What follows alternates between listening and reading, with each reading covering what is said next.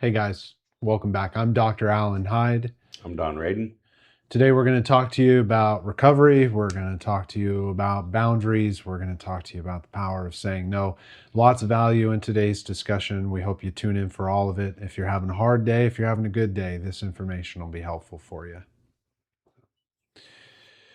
Sometimes in our relationships, jumping right in, we have a tendency to be a martyr. Now, not everybody struggles with this, but enough people in our culture do. I think it's a modern day struggle. I want to take other people's struggles and carry it for them. And there's no such thing, I work with a lot of people on this, there's no such thing as being a good martyr. Right? Let me take care of this issue for you. Let me be there for you. Let me help carry the load. In our adult lives, we're responsible for our struggles. And when we're guiding even children in this, we want to teach kids, young boys and girls, how to take accountability for their actions. And a part of that is when we have struggles, we have to learn how to address difficult situations on our own, to find solution. And also, right, when we stepped out of line, to adhere to consequences. All right. We don't want to carry that for anybody. We don't want to get in anybody's way. We know the cautionary tale that if we avert other people's consequences, they're more likely to engage in poor behavior. And so the same way we would do this with kids, of teaching accountability, guiding towards accountability for our actions, we want to do that as adults. And picking up the burdens of other people doesn't get us any accolades. We don't get a medal or a trophy at the end of it. And most often, what we receive is actually resentment from the person that we're trying to help. And so, the best thing we can do is learn to say no, which we'll get into a little bit later. But how to prioritize our own needs without that being uh, something to make excuses around, or a problem that I have to carry around as a burden. Some of this will make more sense as we get into discussions a little bit deeper, but I want you to remember that there's no such thing as a good martyr. There's no good way to uh, to take an issue, to take a problem, and carry it for someone else. That's always going to get you in trouble. You're going to exhaust yourself. It's going to drive you into a hole. Yeah, and thanks for mentioning those things, Alan. One of the things that we're going to talk about is the relational shift. But what I would like to accentuate, and maybe we can either put an overlay on this later in post, or include it as a PDF in the comment section, is the Cartman drama triangle. And Alan mentioned all three of those points, and it's the persecutor, the rescuer, and the victim. As a martyr, I'm playing the victim, and I can be on any one of these 3 points at any given time, and my role will switch depending on how someone receives what I think they should do. So I'm going to rescue in a particular situation, and if the help isn't received the way that I think it should be, I get resentful, and then I become the victim of, well, why do I bother anyway? But what will help us is one word, two short, very short word with 2 letters, and it's no. First off, I'd like to tell you that no is a complete sentence. It doesn't need any justification. It needs no explanation. Hey, can you? No.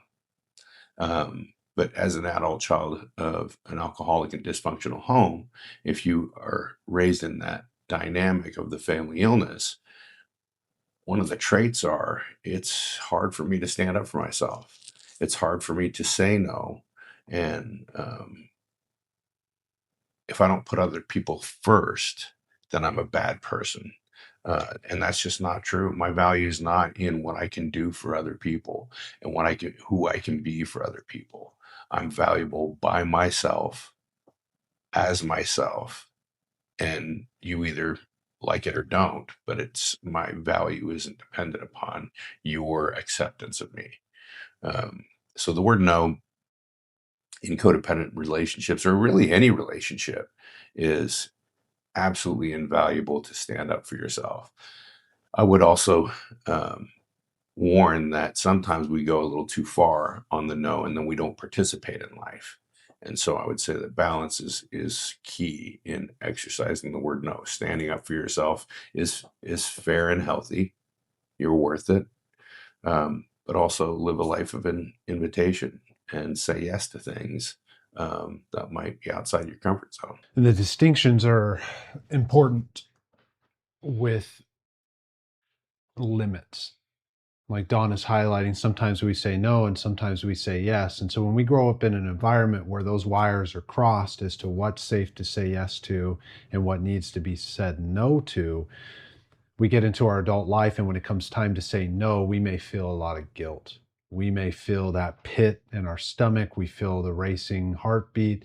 The thoughts start flowing of like, I've got a lot of guilt saying no to this person who may really need my help. And what I want you to remember when it's time to say no to something uncomfortable, when it's time to set a limit with something chaotic, is that your guilt is a compass, all right?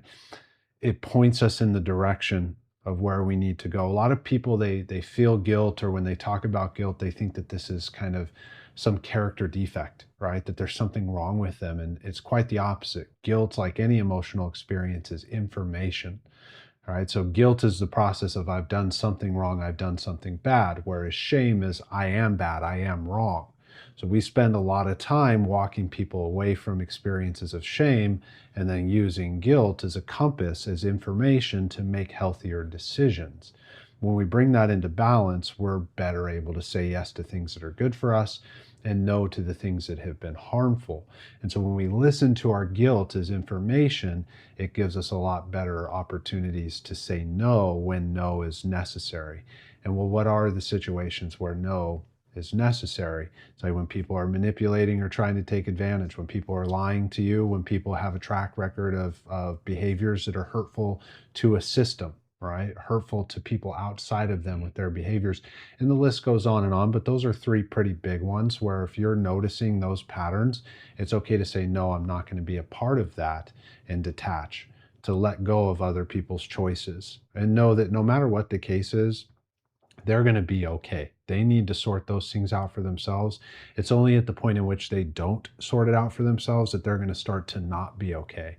And at that juncture, when they start to not be okay, if you can say no and get out of the way, they stand a much better chance of getting better. And we want to remember this is all just information, right? So your body is reacting, and most people give into that and they start saying yes and start helping, and it actually creates more problems. No is okay. Your guilt is okay. It's just information. Yeah, the word no.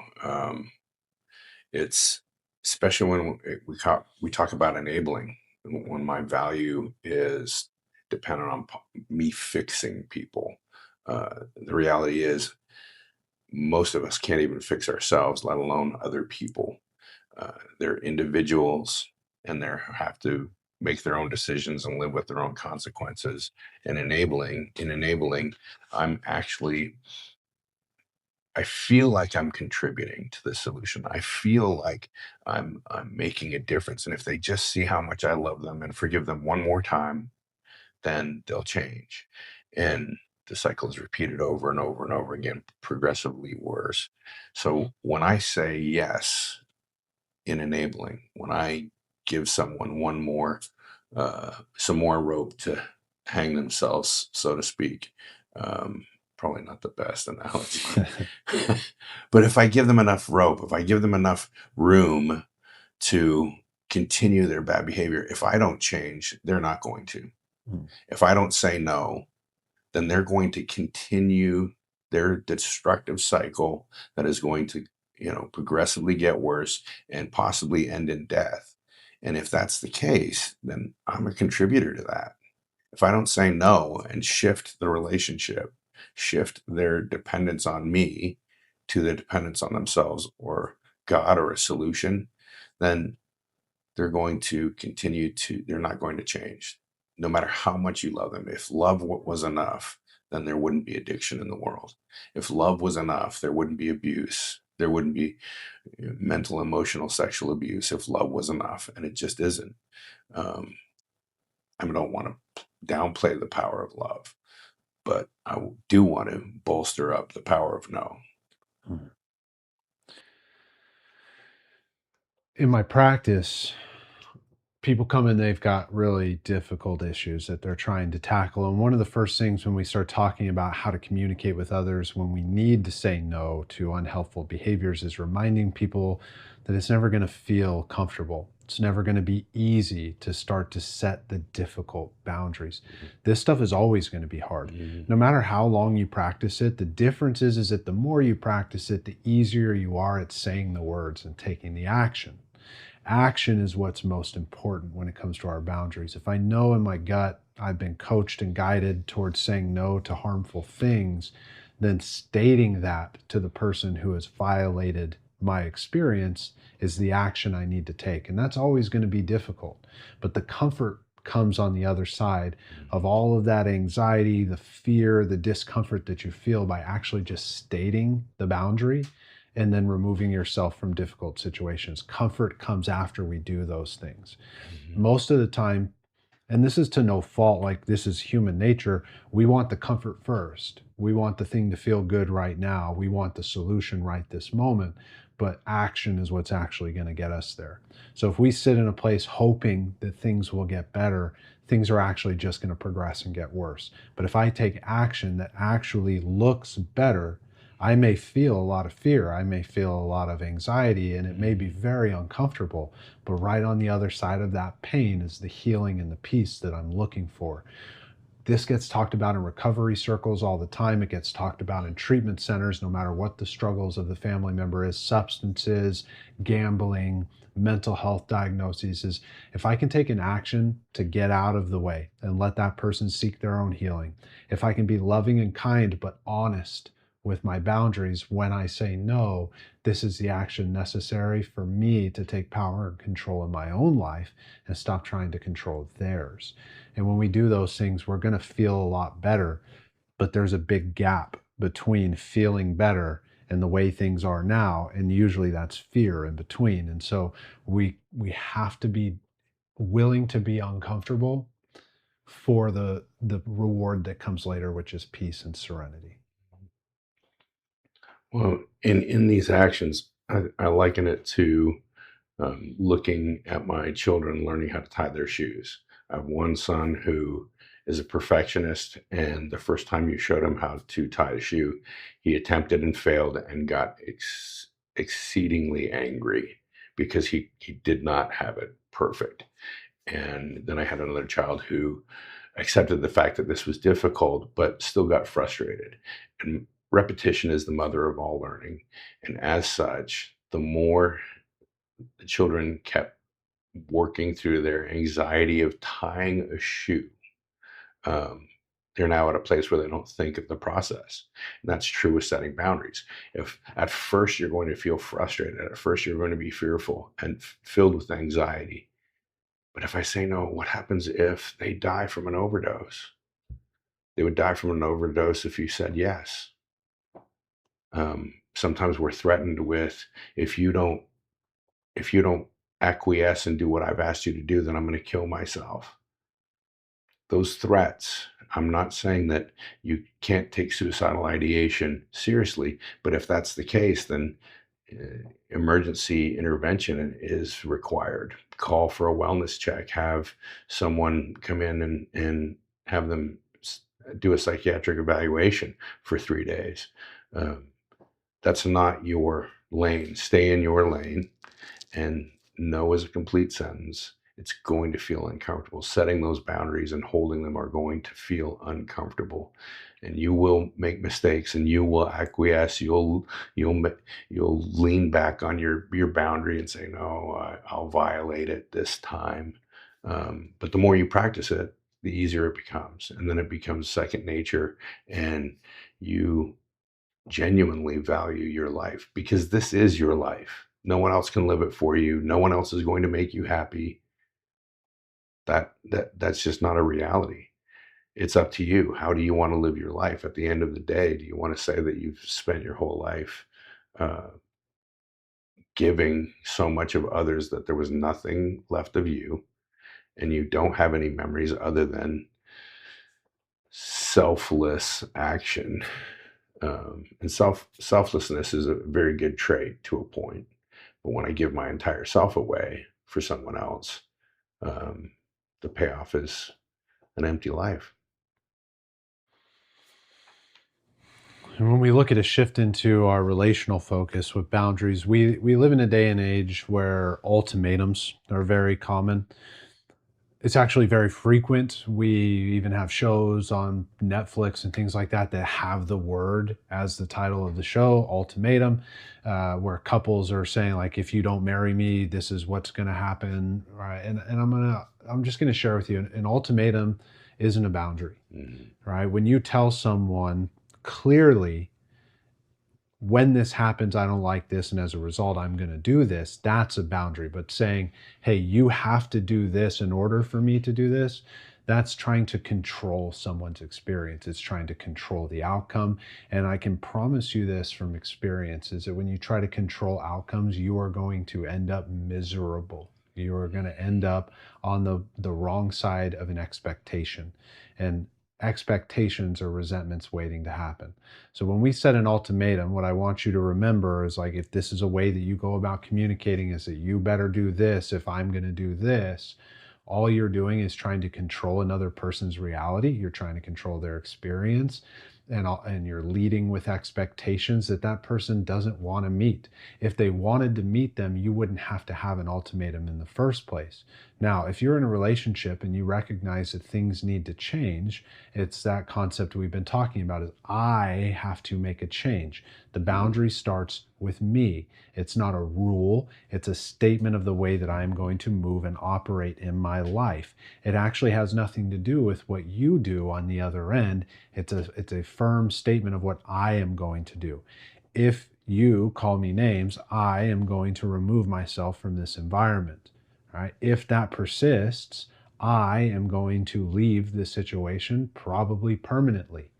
And so, we want to start to be really clear and firm with what we mean and what our experience is, because an ultimatum also leaves people guessing, like, yeah, are they really going to leave if I don't do this thing? How far can I push this? I mean, you guys have mm, had relationships, that if you're dealing with someone that you think needs an ultimatum, part of the issue has been manipulation on your end, manipulation on their end. And so we want to get out of that endless loop of unresolved issues. If there's a problem, we need to be able to state it clearly from our experience.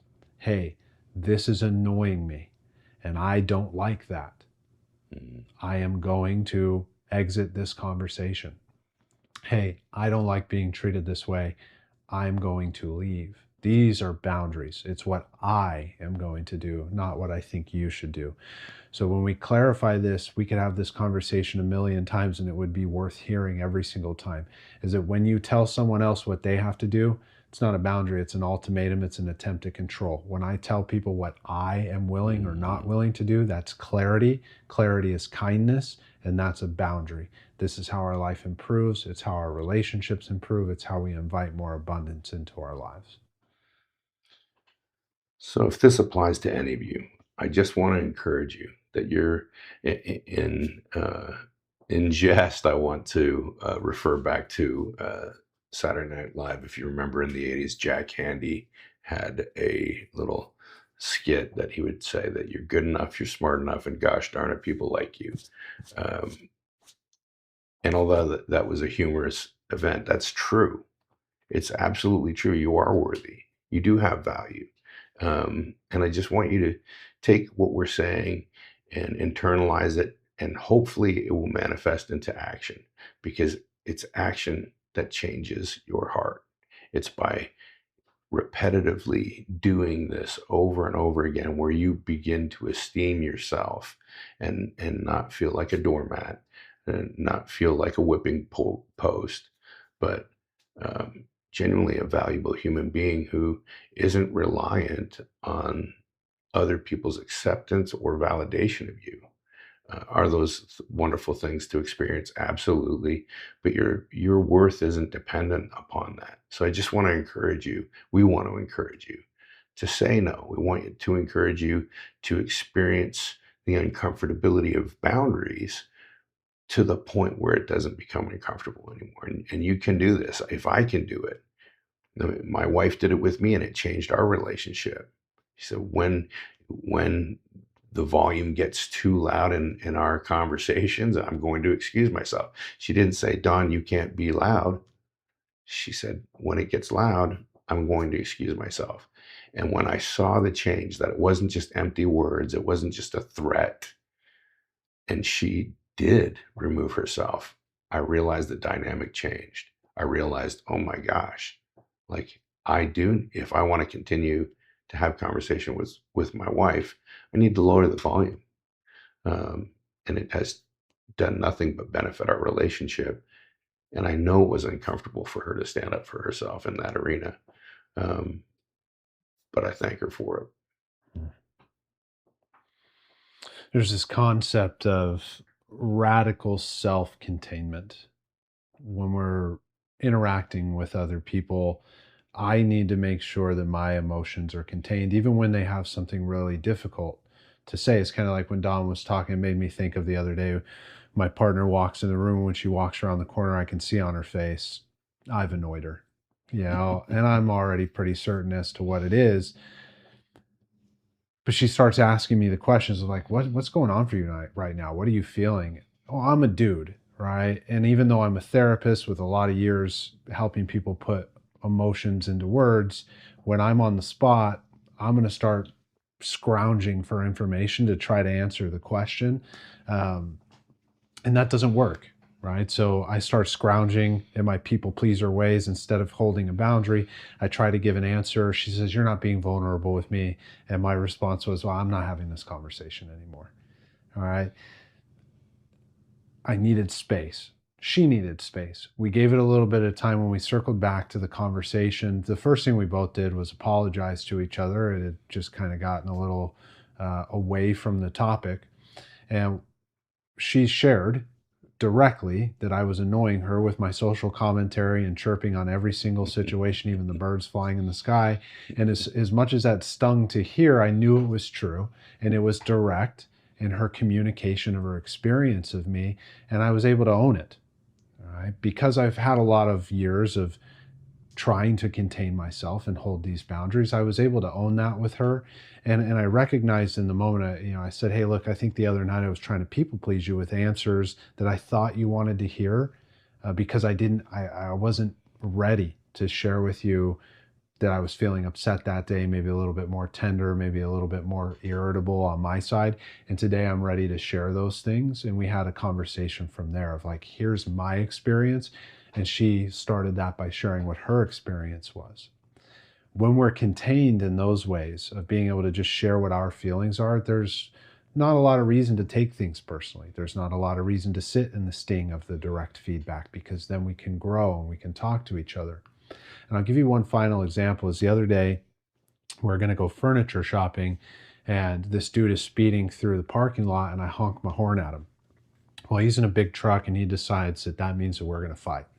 All right, so he starts circling around, and he had skid so hard that he ran over a curb, and he starts following me in my car. My partner's sitting next to me, and she's getting scared. And I made the cardinal sin of pulling into a parking spot where there was no way to pull forward, and he pulls in and stops right behind us. All right, I've got a choice in that moment. All right, I can freak out, or I can contain myself. And this is what boundaries have taught me. It's what good people have guided me. And I took a deep breath. I checked the rearview mirrors just to make sure he's not pulling a gun. I'm in Texas, right? So I'm going to make sure he's not reaching for anything before I get out. And I got out, and the first thing I did is I put my hands up and I said, "Hey, let's just let this go. All right, I'm going to let this go." I could see on his face as soon as I get out. I'm a 6'5" dude covered in tattoos. I'm not particularly the greatest fighter, but I don't think people want to get hurt, and neither do I. And I could see on his face that might have been the case.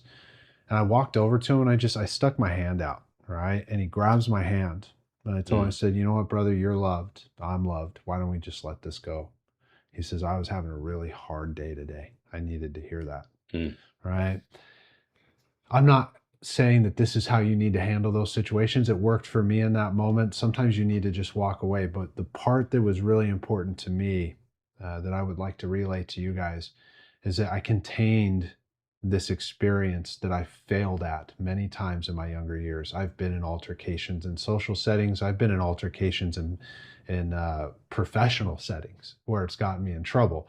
So guidance over the years has given me a better sense of containing what it is that I'm feeling in order to get a more preferable outcome, right? The more preferable outcome for me is to go furniture shopping and to not have an altercation where the cops come and everybody's scared and my partner's scared.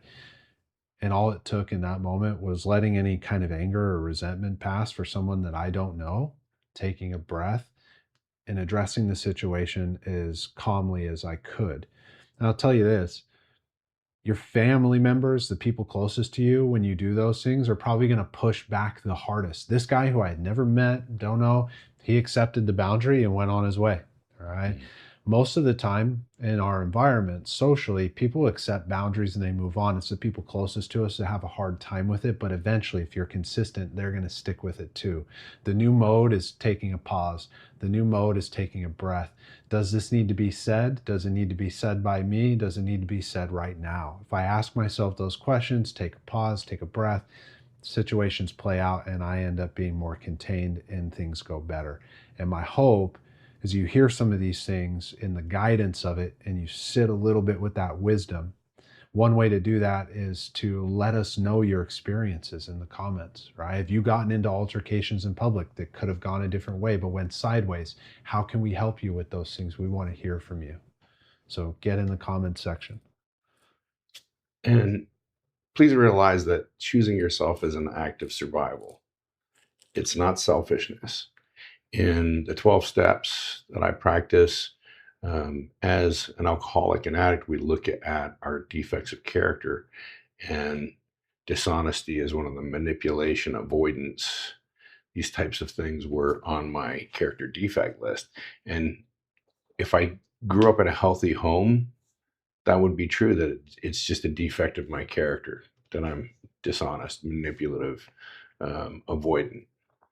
But as someone who's grown up in an abusive, dysfunctional home, those were survival tactics. I had to lie to avoid a beating.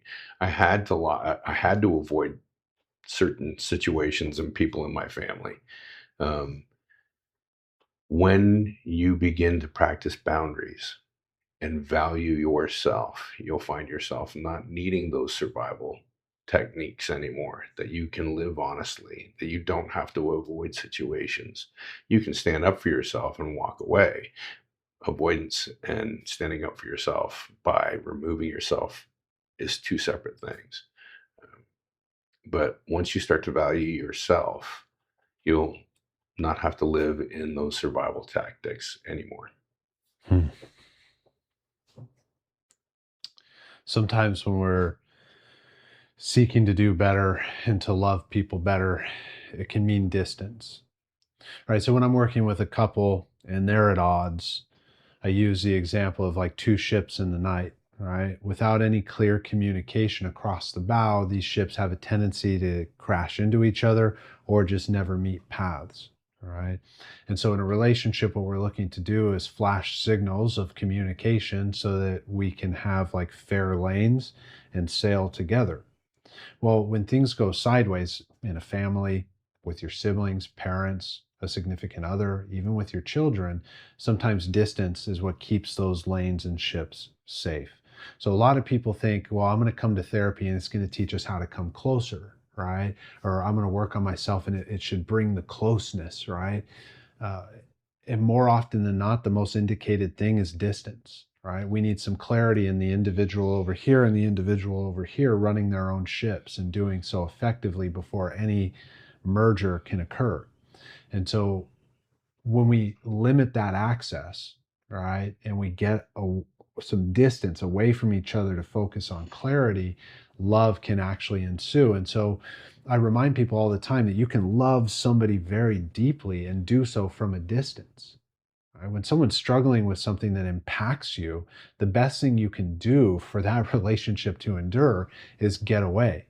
So if someone's being verbally abusive, or they're being abusive to themselves by the consumption of a substance, or they're getting in a lot of legal trouble and it's dragging you into trouble, the best thing you can do is detach and love from a distance. And remember, the most loving thing, the most caring and compassionate thing you can do is tell the truth. The truth is, this is hurting me and I'm not going to let that happen anymore. And when we do that, we can love somebody from a distance, and that distance allows them to course correct and get their ship in the right lane Mm. so that connection can happen later. The problem is that we're willing often in our society to crash our ships into each other over and over and over again, and then ask the question of like, why is my ship so damaged? Why am I taking on water? Why is the ship sinking? It's like, well, you didn't stay in your lane, right? You crossed over into theirs and you crashed. It doesn't take a rocket scientist to figure that out. And so, any professional that tells you that the closeness is going to be the mode that gets you all to feel better, you want to be very wary of. There's plenty of life coaches out there who promote that kind of stuff all the time of like, you got to get closer, you got to come together and really figure this out. It's like, well, that's really dangerous if there's abuse involved. It's especially dangerous if there's substances involved. It's really dangerous if there's active manipulation. And so, we want to get really clear about staying in our own lanes and putting boundaries around that without it meaning that you don't love the person. It's like sometimes you can love someone very, very deeply and they're just not good for your day to day life. And if you never admit that, they're just going to drag you out of what's important in your day to day life. So we want to become really clear about what those boundaries are going to be so that we can take care of ourselves. And in reflecting about ourselves, a lot of the messages in dysfunctional relationships with ourself, the talk that I have in my head is you're not worthy, you're not good enough for this situation. What's wrong with you? How come you zigged when you should have zagged? Hindsight is 2020. It's not, by the way, because I now have new information. When I'm looking back with this new information and the results of my decision, I can say, "Oh, hindsight's 2020. I should have zigged when I zagged." But at the time that I had to make that decision, I only had the information that was before me to have, and I took action. And the ensuing results I should learn from, but I shouldn't berate or self-deprecate. Um, that beating up of myself, those messages are messages I tell myself in my head. They're not overt, they're not loud. They're just this subliminal message that I repeat over and over in my head. And what we're going to challenge you to do is a little exercise at home, just to write yourself a letter that you would, from a healthy perspective, tell your younger self things that you wish that you knew, things about healthy living, even if it's you're not experienced in healthy living. What would those things be to change the course of where you are now? And there's a lot of healing that can happen in written exercises.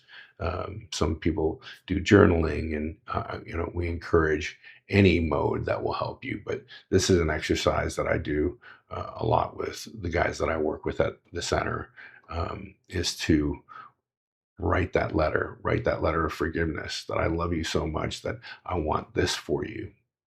I don't want you to be in relationships like this. You are worthy. And when I put it in writing, there's just power in that.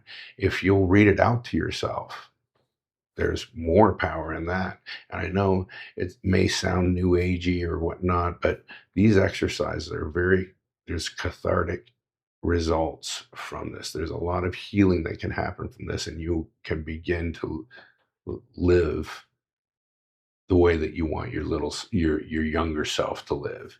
You can begin to stand up for yourself. You can begin to have a vision of who you are, not the vision that you've told yourself you were, that you're not worthy, you're not good enough.